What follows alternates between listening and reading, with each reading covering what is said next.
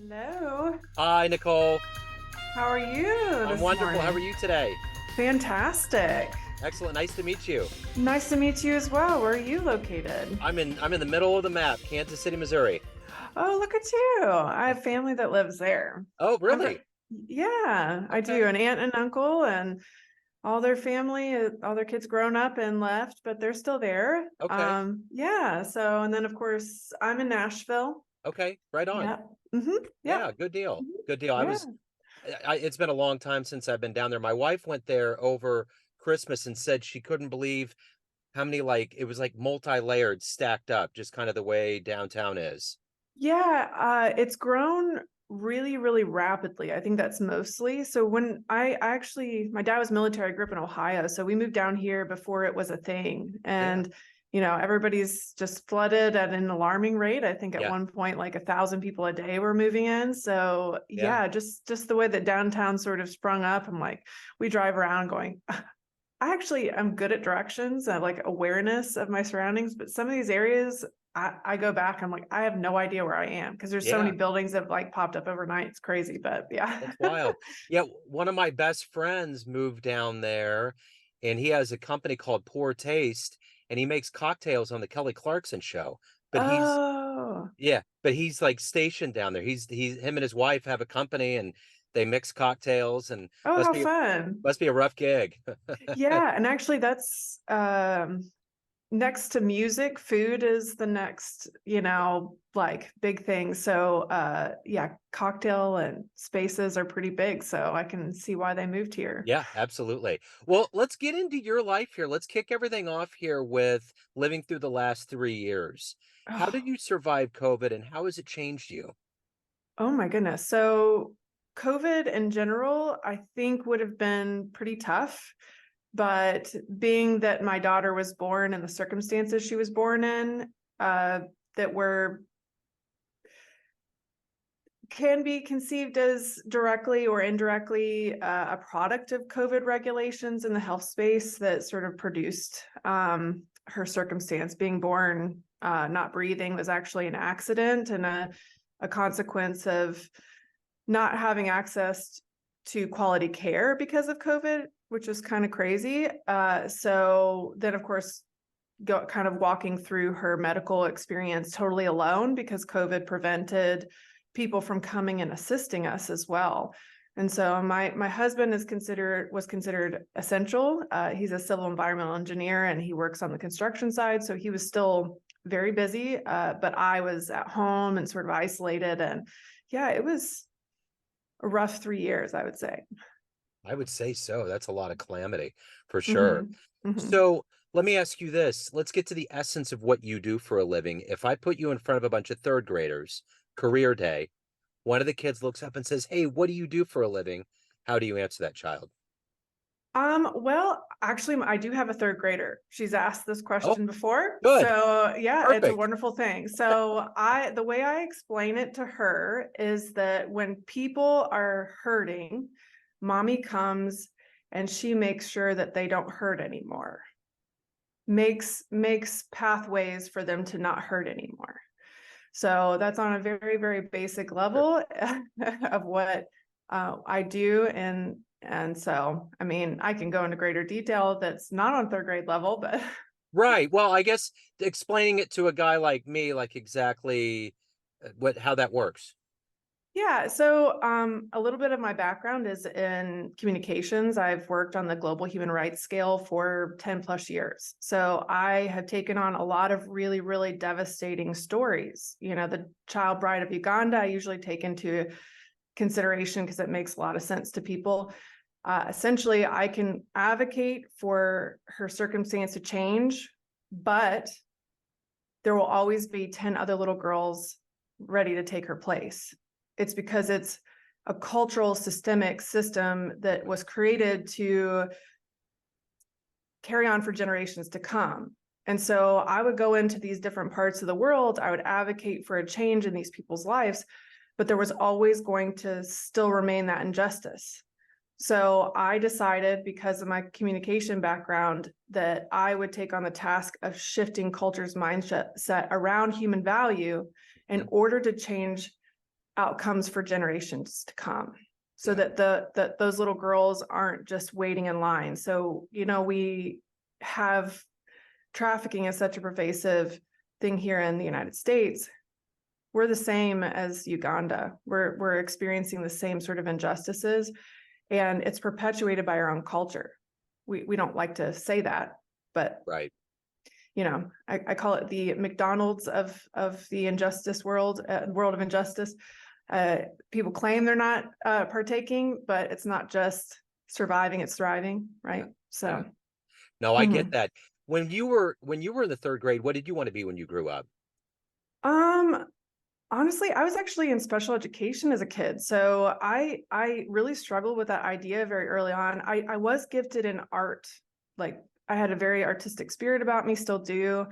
And so I thought a bit like I would go into the art realm, but my parents actually were church planters, and my mom was a counselor for juvenile detention center girls. And so that environment at home, that was, if someone needs help, you get up and you help them, sort of thing, was very something that shaped who I would become, I believe. And so, mixing my creative spirit with that ambition to help, I sort of got into this other realm that I didn't ever imagine really existed. So, yeah. My son, he's 18, he's on the autism spectrum, so I've been in special education my whole life. And I'm amazed at how many people are willing to help and how it will change people's lives to be around somebody that is not neurotypical, so to speak. Yeah, exactly. And I think it gave me a sense of awareness of what our system creates for people that aren't necessarily, they don't necessarily thrive in that box, because our society likes to be able to create systems that push people through, that it's more program centric than it is people centric. Yeah. And so if the child doesn't meet and fit in that box, then they're sort of, especially in the 80s and 90s when I grew up, you just are sort of pushed off to the side. And I was taught in a closet-sized room by a highly disenchanted teacher that was just never saw my potential. And so I finally was encountered, after many years of my parents challenging out this whole, what do we do with her, right? How do we help her?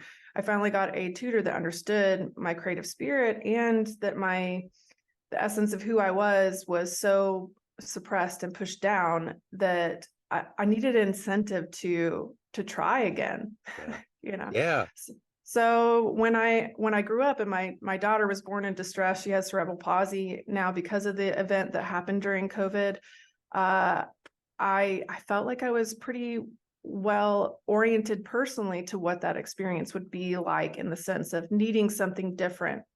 And just because she needed something different didn't mean that she was any less valuable or any less capable of success in the world. And because, again, success can be measured by a cultural ideal, but that doesn't mean that it's true. Yeah. So, It's interesting. When COVID came around, I felt like I'd been prepared my whole life because I've been in that special needs world. S- Because you got to pivot all the time, and oh gosh, yeah. there's always something that is just not like a regular human thing that happens. It's like there's always something that's just a little different, tinged a little differently. And I'm not even saying that in a bad way. It's Mhm. just one of those things that when it came around, it's like this has been my life for a long time. So I get it, you know. Yeah, yeah, yeah. Well, and that there's a blessing that comes through the need for adaptability as well. Uh-huh. And the sense of awareness of purpose too that it bestowed upon my oldest daughter that's in the third grade. She just automatically knew that she got to be the champion for someone, and that brought joy, even though it also brought challenges as well. And through challenge is character development and refinement that culture typically doesn't, at least Western culture, I would say, doesn't seek out that character refinement. We have to often believe that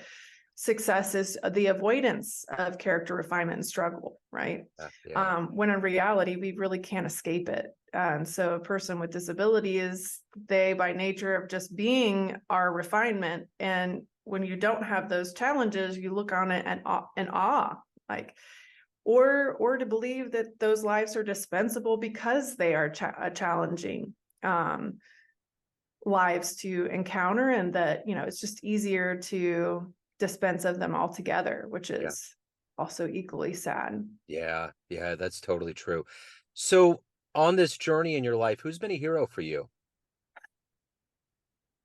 Oh man, that's hard to say, because I would say I would, let me just put it into like two heroes. I would say my parents, Hmm. honestly, because I look at where their families have come from, you know, ones of struggle, and I've seen them. My dad's first job was making orthopedic baby shoe inserts in a Yeah. factory, and they came together as two very young parents, or mother husband and wife first, and then parents, and they built a life together that made me know that hard work and dedication brought out a need for purpose too, like driven by purpose, that's how you have a joyful life. And so from them, I think those are really, if I could say hero in my personal life, I would definitely put them at the very top. So So as a champion for trying to, eradicate, humanitarian ills and championing for people, who's been an inspiration for you in that realm? Who's been somebody that's been a really good champion for spreading change in a big way to help a lot of people? mm, you're really not going to like this, but the reason why I approached this is because there wasn't anybody. Sure. And I don't say and I don't say that at all. I say that oftentimes because I've worked in this realm for a long time. I know that we advocate often in silos, meaning we kind of like take on, hey, this is hunger, this is trafficking, and there's wonderful voices in those spaces, but they don't have someone that just advocates as a bridge between those, because while we advocate in silos, injustice doesn't occur in silos. They're very interconnected. Yeah. And so like taking human trafficking, drug and porn are a big contributing factor. Actually, porn is actually the largest contributing factor to the trafficking space. Yeah. And drugs actually are what keep people enslaved in those systems, because often they're targeting those most vulnerable, they're getting them addicted, and they actually enslave themselves on purpose. But the first point in the supply chain for trafficking is pornography. And actually, I often say that the man is the first person to be dehumanized, because he's taught that he's nothing but a set of impulses that need not be constrained, and he's not hurting anybody technically, but it's a supply and demand issue. So I just say that as an example of, you know, this great pervasive injustice that exists today is not just the injustice of trafficking. There's things that feed into it. And so I'm wanting to create a scenario in which we can have more people speak out and have really strong voices for dignity itself. Not that it's me in general, but to shift that conversation to be more foundational and not so like, hey, we have to address this right here. We actually need to talk about the value of human life in general and the ramifications of dehumanizing, you Yeah. know. And usually we can all come together on at least some aspects of that, Yeah. and have a really honest discussion. Hey, you know, it's a pretty bad thing when we go, hey, this person isn't as valuable because of X, Y, or Z, you know. Yeah. So mhm. So let me ask you this. If you can meet anybody alive on the planet right now and spend some time with them, who would it be? Mm. You have wonderful Oh, questions, like, and thank you. ones I've not actually had ever asked before. Oh man, I don't know. Who would you do? Who would you meet? This whole question came about because I do have a jazz radio station, and I've always really liked Bill Clinton, and he's a saxophone player. I've seen him speak. I would love to talk to him. He would be such a Oh cool yeah. guy, you know. Well, my dad's family is actually from Arkansas, and Okay. so they're they're very familiar with him. Yeah. Yeah. Yeah, honestly, so I've worked with some pretty big name people over the years, and I've had quite a few people that have lined up in that area of like I really like to meet. And I do like Thomas Sowell, Yeah. and I'm not big in as an economist, but I always thought he was such an intriguing person, and just his life story of where he came ideologically and like where he's the path he's come down. Yeah. So he's always been a really interesting, but most of the people I've wanted to meet are 6 feet under now. Yeah. Unfortunately, they're all older, and I'm like, man, that was check off the list, you know. So Yeah. I actually did have a brush with my childhood hero and someone that I still admire quite a bit. I covered an event for the New York Mets pitcher Dwight Gooden. I always loved him. oh wow, And really? I got to meet him, and it was crazy. Like I still can't. I'm still wrapping my brain around it. He was a wonderful human being. Like, Oh, good. when you can meet your heroes and it validates the fact that they were really the people that you loved this whole time because he's brought me so much joy, man, it was so Yeah. nice. He was such a cool cat. Well, and I'm glad that he did, because that's part of what I was saying with being around big name people. They aren't always who you think that Uh-huh. they are too. Uh-huh. Yeah. I hear And that. where I've tried to remove myself from that idol worship in a sense, because I've gotten myself disappointed quite a few times too. Yeah. So They do say don't meet your heroes, but yeah, they I do. have an asterisk now because it was good. It was a good thing. Oh, good. I'm so glad to hear that. It's nice. So, what is your daily motivation? What motivates you every day to get out of bed, to do what you want to do to help people? What is that for you? I don't know. I think it's just this idea, especially when you're a parent. I think being a parent really does give you a sense of awareness of what real purpose is. And I don't want my daughters to grow up in this world in which, especially my one with disabilities, has to validate their mere existence, which is very, very common in the disability community. And so I would say that that is just creating a world that can be better for them. And when I'm not here, can carry on a legacy throughout generations. That's not just for me, but it's for the ones to come. So, Yeah. So, of all of the work that you've done so far, what's your best success story? What's the one thing that puts a smile on your face all the time? well, so some of my early work actually was working with religious minorities overseas. And so we would work in Afghanistan, we would work in Turkey, we'd work in, Uganda, Sudan, that kind of stuff. And it was really, really early in a concept of harnessing digital media to drive change, right? And so we did have one of my very first cases was a Iranian American citizen that was imprisoned for being a member of a minority faith. And we raised over 1 million petition signatures. He ended up on Obama's Iranian deal and was actually freed. Wow.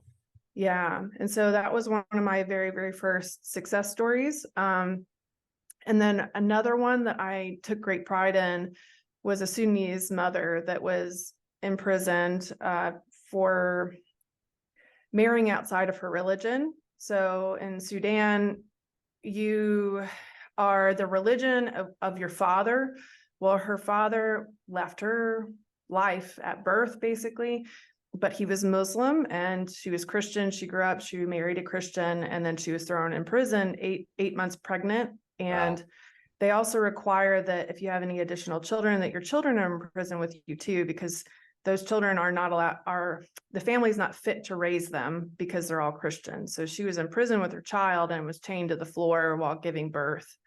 And so actually, Angelina Jolie got on her case as well as the Pope, and she was actually freed from that as well. So Wow. yeah, so Well, some pretty powerful yeah, cases. that's heavy stuff, and I know that we just had the prisoner release yesterday. I saw a report today that they said there's places that Americans should not travel to because there's some hostility, so it's timely. Yeah. Yeah, in America, we have blinders on to the reality. I know in our wealth and our affluence, I know we don't like to admit that, but we really are very, very lucky. Even the poorest among us are some of the wealthiest in the global scale. and we're not aware of really what's going on in other countries. Sure. And so a lot of those early works, it gave me a good sense of what we have right here. It's not perfect, but yeah. So Oh, I get it. Believe me, I've been around, I've traveled. I see it. So of all of the things that you've accomplished and overcome and done in your life, what are you the proudest of? Motherhood, Yeah. motherhood. I when I was almost 30 when I gave birth to my oldest daughter. I labored 29 hours, pushed for 15 minutes, totally unmedicated, burst almost every blood vessel in my face, giving birth to this life. And Yeah. it was just a wonderful entry point into a new season where I was able to recognize a deeper strength that I never recognized before. And yeah, I mean, I look back on just even the birth stories of both my daughters, and I say, well, if I don't do anything else, I gave life. I brought life into this world. And of course, I have to fight for them every day. And it is a beautiful accomplishment that I get to do alongside this other work. And this other work is for them. Yeah. So Mhm. you've traveled quite a bit in your life. You've mentioned a lot of places so far. What's one of the most beautiful, unexpected places that you've ever laid eyes on? Hmm. The Mediterranean. The water there is a color that's undescribable. That I know that might be kind of a not as impressive as some might want to say, Yeah, but that's yeah, good. it really was. It's just such a beautiful place, in the way that the water is built these sort of ethereal, majestic sort of rock formations and stuff like that too. It's a really pretty place. So Yeah. So if you have a dream tonight, you run into the 20-year-old version of yourself, and you could give that version of you a piece of advice based on the life that you've led, wisdom you've gained, what would you tell your young version? be okay with the person that God made you to be exactly as you are. When you're young, you get caught up in this ideal of what you believe you should be. It's this thing that's set up on a shelf, and it's put before all of the young people and said, you should be like this person, but you're not meant to be that person. You're meant to be this person. And we're given strengths and we're given weaknesses just for ourselves, and we are enough. We're enough. And to lean into those strengths and not try to seek after this other ideal that I mean shouldn't be obtained, right? So that's Yeah. what I would tell myself. So everyone out there has a perception of you, family, friends, clients, colleagues, but you run the show. What's your perception of you? Who do you think you are?